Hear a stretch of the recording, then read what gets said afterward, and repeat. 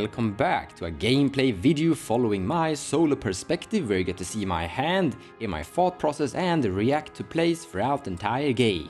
In this match I'm playing Tivit, Seller of Secrets, built by C-Rob. Deck list in the description below of the video as always. Very typical build, trying to get Tivit into play, trying to get your hands on time, sieve and win the game by infinite turns, or basically just go for Thrasios Consult.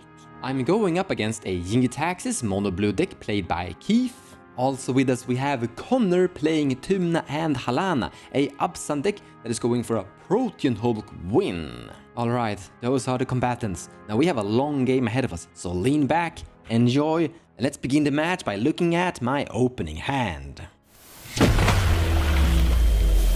Our opening hand is garbage. No lands. Mulligan. We have fish, that's great. We have a Capital Souls taps for colors for the fish, so no. Capital Souls is great though, but mulligan. Now we're talking. Dark Ritual, Soul Ring, Chromox, Archivist of Ugma. We currently don't have any land, which is very risky. But we still have a Chromox, Soul Ring and Dark Ritual. Like, this is a very risky hand when I think about it. Like, this could really fall. And I like safe hands. Like, it could work. If we were like, we really need to top deck a land. Chromox's March of Swirling Mist. I'm gonna mulligan for just safe reason. Like, this is a hand you probably could keep, but I'm gonna mulligan. This is pretty decent. Ancient Tomb, Soul Ring, Tainted Pact, all the colors. We need one more color, but there's some speed in his hand. We have to throw away 2 cards though. I don't think I need the Ancient Tomb and the Fairy. I think Inventor's Fairy is fine. Throw away Ancient Tomb, throw away Tesseret. There we go. This is the 5. It's safer. It's very sad, but it's safer. Pontus starts the turn and draws a card. Mr. Rainforest and a Bird of Paradise, and then he passes the turn. Turn goes to Tymna and Halana, played by Connor, who plays a Mana Confluence and an Avacyn's Pilgrim. And then he passes the turn to Keith on Jin-Gitaxias. Draws a card for turn. Urza Saga. That's great. Play Mana Crypt, and then he ends his turn. I'm gonna draw a card for turn. Another land, we didn't really need that. Tundra, tap Tundra, Soul Ring, and pass. Go for it. Pontus draws a card. 3 mana, Tymna. And then he passes. Connor untaps and draws a card. Plays a Mana Crypt himself. Where's my Mana Crypt? And then he casts Alana, Kessig Ranger, and passes the turn to Keith, Jin-Gitaxias player. Adds a counter to the Urza Saga and plays an island. Takes 3 damage from the Mana Crypt. And then he passes the turn to me. Untap and draw. Keep drawing lands. And this land should definitely be in our opening hand. I'm gonna shock into play a Godless Shrine and pass the turn. TNT, Tymna and Thrasios draws a card and plays a Verdant Catacombs. He fetches. Plays a Tundra. He attacks me with Tymna. I take 2 damage. He pays 1 life and draws a card with Tymna. Tymna is such a good card draw engine. Then he taps for 2 and casts the Witch. The Demonical Witch. So this is Spell Shaper. He can discard a card and cast a Demonical Consultation without actually casting a spell. That is another ability. What is really scary about this creature is that he can activate it, say Thrasios Oracle, and then activate it again. So basically, once it doesn't have Summoning Sickness, in my end step he can activate it, find Thrasios Oracle, goes to his turn. Oh, that's also horrible. Now he can protect it as well with Sylvan Safekeeper. But then get the Thrasios in my end step, untap the Witch, cast Thrasios Oracle, and win! Draw for Connor. He plays a land, Nurturing Peatlands, and he casts Tymna, Weaver, another card draw engine. And then he has a trigger from Halana to deal 2 damage to the Witch. Oh, the Witch actually died. I thought Pontus was going to sack a land there, but well, okay, problem solved. Then he attacks me with Halana, and I take 3 damage. He loses his life and draws a card with Tymna. Good job to Connor. Halana is a very interesting creature. Now during the end step, the Jin-Gitaxias activates Urza Saga and creates a token, an Karnstruct with the Urza Saga. I guess blockers are good, so I like that. And then he casts Brainstorm still in the end step. Brainstorming here is kinda cool because he has an Urza Saga in play that is going to be sacrificed, so he will be able to sculpt away to a few cards here with his Brainstorm. Pretty nice. He takes 3 damage from the Mana Crypt though. Then he draws a card and then goes to the main phase where Ursa Saga trigger goes on the stack, it's gonna be sacrificed. He doesn't activate and then create a construct, instead he just taps it for mana, and then it sacrifices and goes away, and shuffle away that one card he put on top of his library with the Brainstorm. He finds Jeweled Lotus, and with that artifact he's gonna be able to cast the 7 mana Jin-Gitaxias. Remember, he has a colorless floating from that Ursa Saga. He plays an island, and now he definitely has the mana. We'll have mana over. And here is the big Phyrexian Praetor blue tyrant.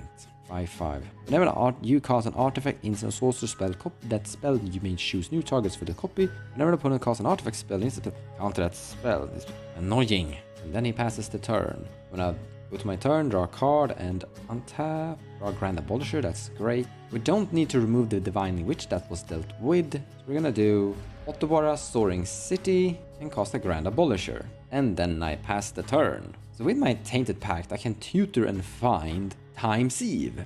Unless Time-Sieve is like in the bottom of the library and I won't have enough cards in the library to go enough turns to kill them, but yeah, we're in a pretty good spot. Except that a lot of other people are also in a pretty good spot as well. Pontus attacks with Tymna.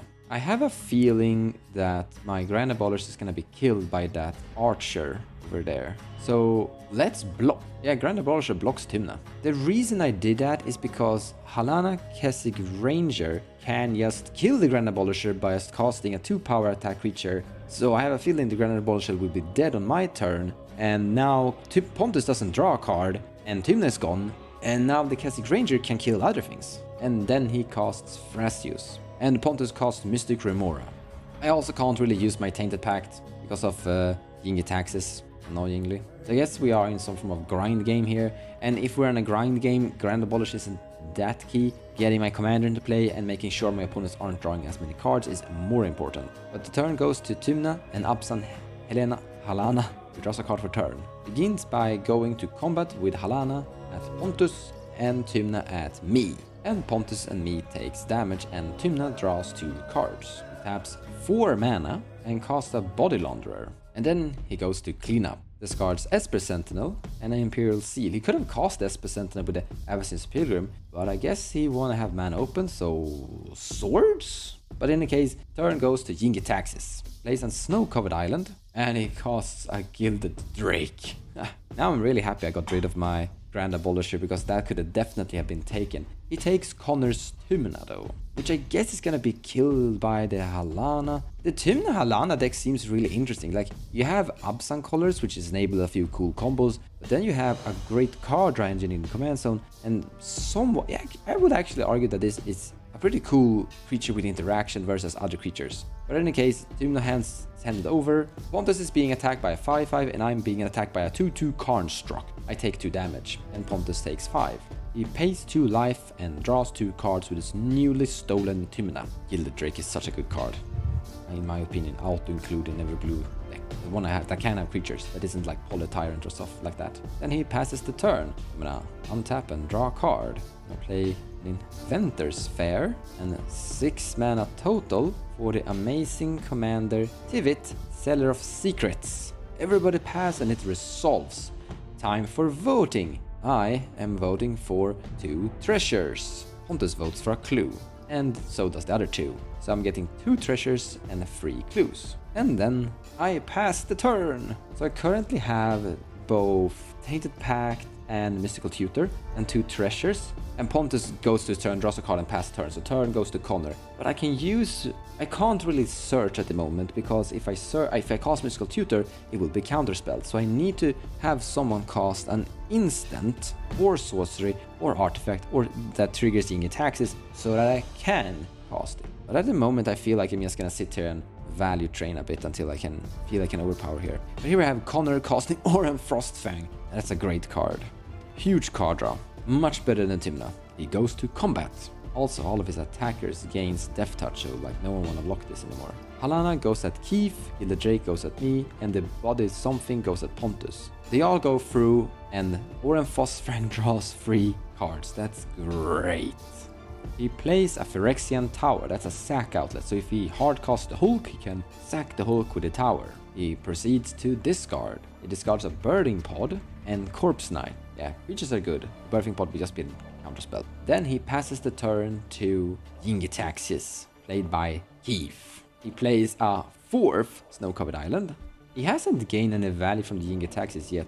He casts a mana crypt giving a Kara to the Mystic Remora, played by Pontus, or owned by Pontus, and creates a copy of the mana crypt with his Jin-Gitaxias. So now we have some really cool value here. Then he casts Baral, Chief of Chief of Complaining. Baral says no a lot. It's also really cool that he's growing his construct really fast and efficiently. Jin-Gitaxias is being slammed at Pontus. Pontus takes 5, and Pontus is down to 27 life. And then he passes a turn. In your end step, I'm gonna sacrifice 2 treasures to sacrifice a clue, draw a card, and draw a scrubland from that. Then I'm gonna go to my turn, untap, and draw a card. I'm gonna play a scrubland. I'm gonna attack at Connor with my big Tivit, flying 6/6. We all get to vote because it connects. I am voting for 2 clues. So I get 5 clues, actually really happy about that.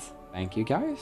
And I passed the turn. So we found a really good card. We found something that can bounce the Jin-Gitaxias, I guess. Except it's gonna be counterspelled. But once we counterspell it, we can use mystical. Like we can cast first Mystical Tutor and then sacrifice that. Getting counterspelled, and then we cast the bounce spell on Jin-Gitaxias and we go times or something. Pontus casts a Noble Hierarch, and then he passes the turn. So now turn goes to Connor, who begins by untapping. I am honestly a little bit scared about Connor. Rolling for crypt, I guess. 2, no damage.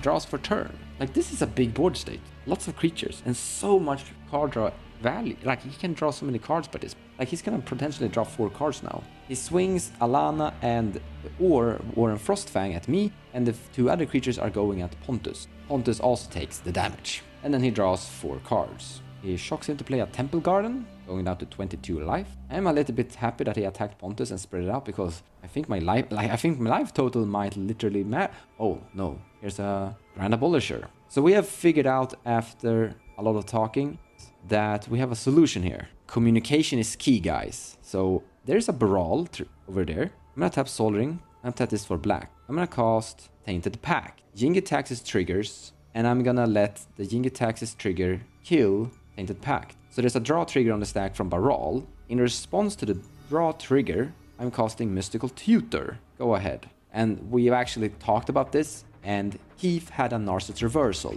So he's gonna get the Mystical Tutor, and my Mystical Tutor is going back. But below the Mystical Tutor, there is a draw trigger from Baral. So now Jin-Gitaxias can tutor his deck, find a Force of Will, or anything that can counterspell the Grand Abolisher. He also makes 2 Narset's Reversal. One of them is going to target my Mystical Tutor, and the other is gonna target the Narset's Reversal. So in the end, he regains his Narset's Reversal, basically. It's really cool that me and Keith figured this out together. It was like, I said, I can do a few things. I can like tap this and tap that and cast a spell, but that was just gonna be counterspelled. And then he said, well, I have something tricks, and then we figured out that he has a Narset's Reversal, which is just made this possible. All of the cool things happens. Narset's Reversal goes back to Keith's hand, my Mystical Tutor is back in my hand. He searches his deck with a copy of Mystic Tutor that he cloned with a Narset's Reversal. He finds Force of Will that he puts on top of his deck, and then the Baral trigger happens, and he draws it, and this exile Psychic Surgery casts Force of Will on the Grand Abolisher, killing it. He also discards Grim Monolith because Baral is draw and discard. But then, because he Force of Willed a spell, he also get a new card draw and discards a new card. Baral digging some stuff here. I'm really happy about this outcome. I basically lose the Tainted Pact, and Keith didn't really lose anything. Well, he did discard something to Force of Will, I guess, and Force of Will is no longer in his deck, and we got rid of the Grand Abolisher. I think I didn't lose that much. Pontus on the hand lost nothing to this. And then we're going back to Sorcery Speed, where Connor casts a Crow Mox. Connor casts a creature that can sack a creature, so one of his combo cards basically for a sack out. He taps the Phyrexian Tower to sacrifice the Gilded Drake, gaining 2 black mana. He gains a Connive trigger from the strange black creature and casts a Vampiric Tutor. Connor finds a card and shuffles. Currently at 19 life. He discards Mox Diamond to draw a card from the Connive trigger, and then he casts Animate Dead, targeting the Grand Abolisher. Keith responds by exiling Narset's Reversal, Force of Negation on the Animate Dead. Happy, happy, happy. Consume resources. Well, someone has to do it. Baral triggers, so Jin-Gitaxias draws a card and discards a Cursed Totem. A little bit sad the Cursed Totem went away though. Doesn't really affect me at all and affect like the other two quite a lot. Sorcerer Speed, back to Connor. He sacrifices Avacyn's Pilgrim. You get a Connive trigger. He discards Karmic Eye to the Connive trigger and draws a card. So now the black strange creature has climbed up to a 5/5.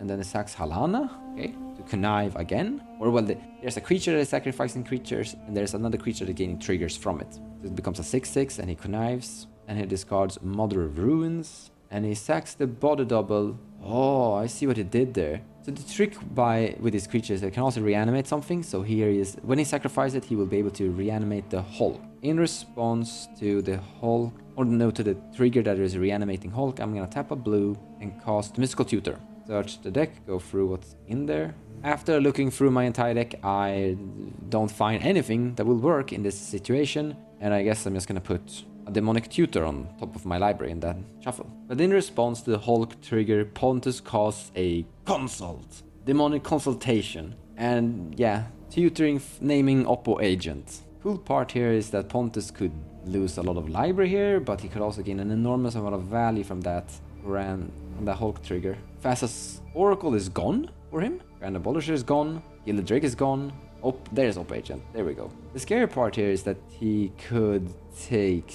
Wait, can Pontus win here? No, he has to cast the things he steals. He doesn't gain the Hulk effect, sorry. So he cast Op Agent in response to the Hulk trigger. Wow. Connor really had to go through a lot to get here, and still not getting here. Hulk Op Agent resolves and the Hulk resolves, and Pontus takes the Protean Hulk trigger. So Pontus is currently allowed to take a total of CMC 6 of value of creatures from Connor's deck. RIP!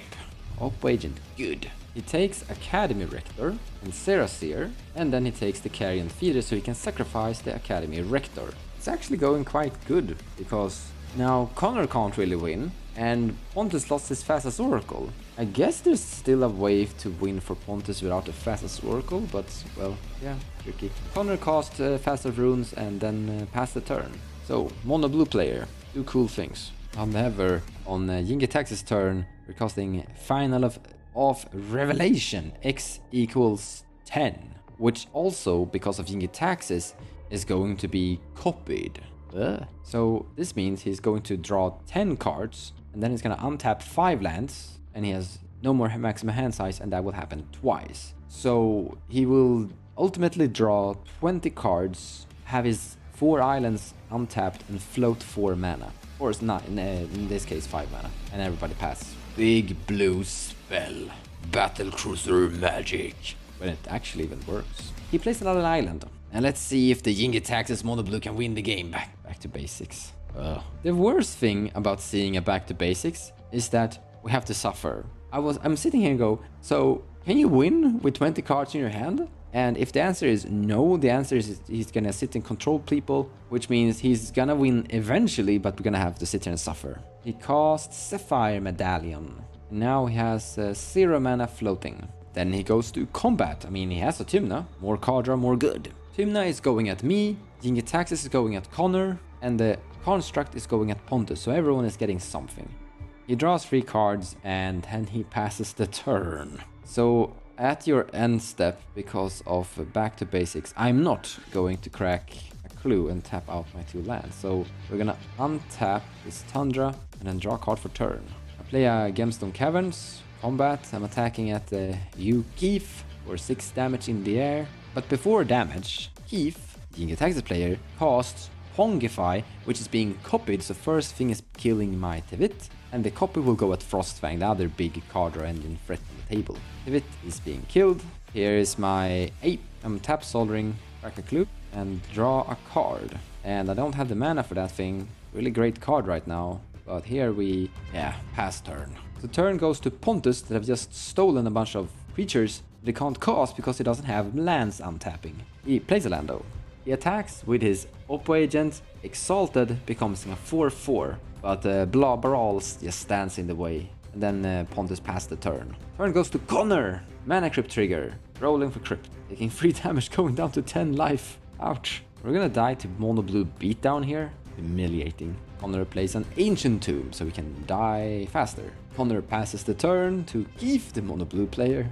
Jin-Gitaxias, who takes 3 damage to the Mana Crypt, and I think we figured out how to solve Keith. He's gonna die to the Mana Crypt. He pays 4 mana to untap the Mana Vault and takes 1 damage from the other Mana Vault. Yeah, he's killable. He plays another island. Cool to see Jin-Gitaxias doing this well though. And he plays Aetherflux Reservoir, and because of Jin-Gitaxias, he gets a copy of Aetherflux Reservoir. So killing him now is not happening. Like, sure, if we have a bunch of creatures and he has a bunch of Mana Crypts, it won't really matter, because now he gains like 4 life, going up to 20. I don't think the Mystic Grimoire is gonna do anything because we're not really casting any instant sorceries anyway. He goes to combat.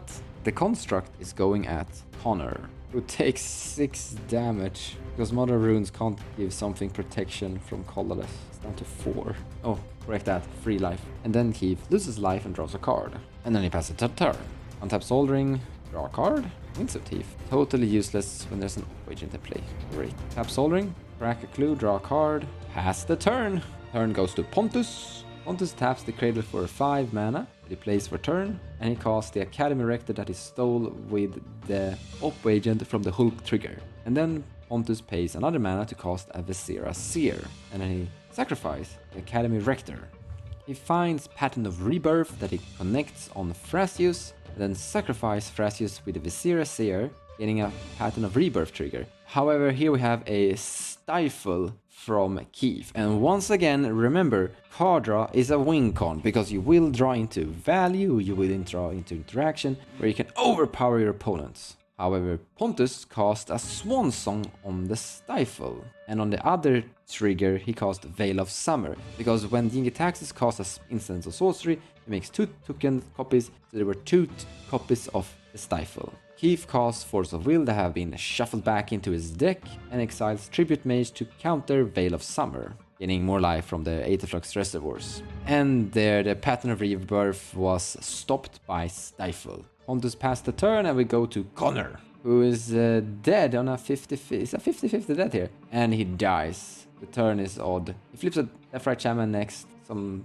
useless cards that doesn't really do anything, but there's dead. Died by Crypt. But this means that the Tymna disappears. Turn goes to Keith, who loses 3 life to the Crypt and 2 life to the Mana Vaults. But they do pay mana for the Mystic Grimoire. He plays another island. He casts a Fellower's Stone and basically nets mana positive because he creates a new copy of Fellower's Stone. Pay 2 mana to gain 2 mana. He casts Malevolent Hermit, gaining 4 life, and Rhystic Study, lots of card draw, gaining 6 more life to 31. Then he goes to combat with his big artifact construct at Pontus, 9 damage. Pontus blocks with the Sylvan Safekeeper, and then he passes a turn to me. Untap Soldering, draw a card, tap Soldering, crack a clue, draw a card, pass the turn. I don't have that much to do. We have currently Force of Negation, and you'll notice, but nothing. Pontus goes to his turn, untaps his dorks, and pass the turn to Keith. But in the end step of Pontus, Jin-Gitaxias cast Rapid Hibernization, killing the Oppo Agent. He also gains a copy that is targeting my ape, that is killing the ape and creating a lizard. He also gains life from that. Keith casts Merchant Scroll. And then he casts Fabricate. With the Merchant Scroll, he's gonna find, in response, I'm sacrificing Windswept Heath. I will find Hallowed Fountain. So looking at the amount of counterspells you have, I have 1, because I can cast this now, tap this to remove the Jin-Gitaxias effect, then I can cast my Force of Negation, pitching Rhystic Study, but yeah, if you have all that, then I concede. So here, Jin-Gitaxias is able to accumulate Isochron Scepter, Dramatic Reversal combo with 2 Aetherflux Reservoirs in play, gaining infinite life and having infinite laser Aetherflux Reservoir damage. Nice. GG's. Cool to see Mono Blue win.